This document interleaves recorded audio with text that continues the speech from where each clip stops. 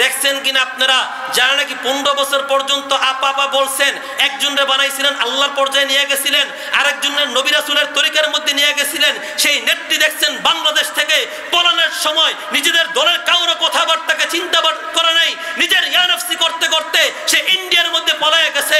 অতএব সেই নেত্রীর আদর্শ মানবেন নাকি রহমাতাল লিল আলামিনের আদর্শ মানবেন? আল্লাহর নবীজির আদর্শ মানবেন তো ইনশাআল্লাহ।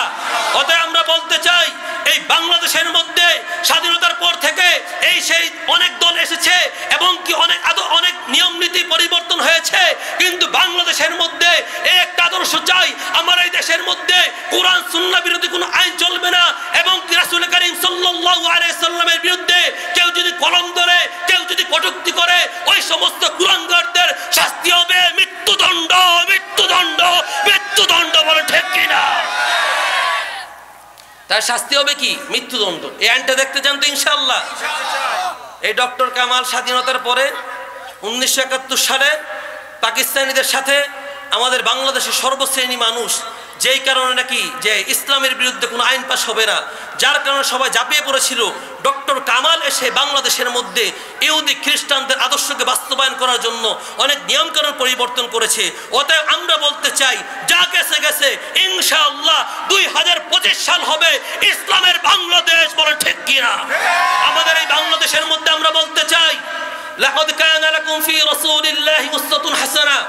আমাদের আদর্শ হলো আল্লাহ রাব্বুল আলামিন বলেন, তোমাদের জন্য আল্লাহর রাসূলের মধ্যে রয়েছে উত্তম আদর্শ, আল্লাহর নবীজির মাঝে রয়েছে উত্তম আদর্শ।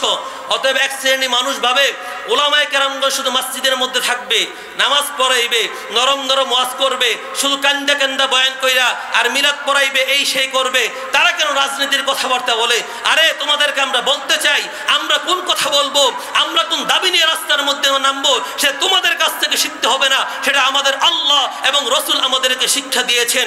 যতদিন পর্যন্ত ইতিহাস পর্যালোচনা করলে দেখা যায়, আলেম ওলামারা ইসলামের তরিকার মধ্যে দেশ পরিচালনা করেছে। আল্লাহ রসুল সাল্লাল্লাহু আলাইহি সাল্লাম মসজিদে নববী থেকে আল্লাহ রসুল সাল্লাল্লাহু আলাইহি সাল্লাম রাষ্ট্র পরিচালনা করেছিলেন। যতদিন পর্যন্ত ইসলামের আলোকে দশ ছিল, এই বিশ্বের মধ্যে বিধর্মীরা শান্তিতে ছিল, নারী জাতিরা শান্তিতে ছিল, সমস্ত মানুষেরা শান্তিতে ছিল। যখন নাকি পাশ্চাত্যরা ছলে বলে কৌশলে ধর্মকে এবং রাষ্ট্র পরিচালনাকে ভিন্ন করেছে, তখন থেকে বিশ্বের মধ্যে শান্তি নাই। অতএব আমরা বলতে চাই, না ইনশাআল্লাহ, এবার আমরা বলতে চাই, এবার ইসলামের হাতে বাংলাদেশ আসবে, এবার বাংলাদেশ চলবে, আমেরিকার কোনো আদর্শে চলবে না, রাশিয়ার আদর্শে চলবে না, চায়নার আদর্শে চলবে না, হিন্দুস্তানের আদর্শ চলবে না, বাংলাদেশ চলবে মদিনাওয়ালার আদর্শে। বলেন ঠিক কিনা?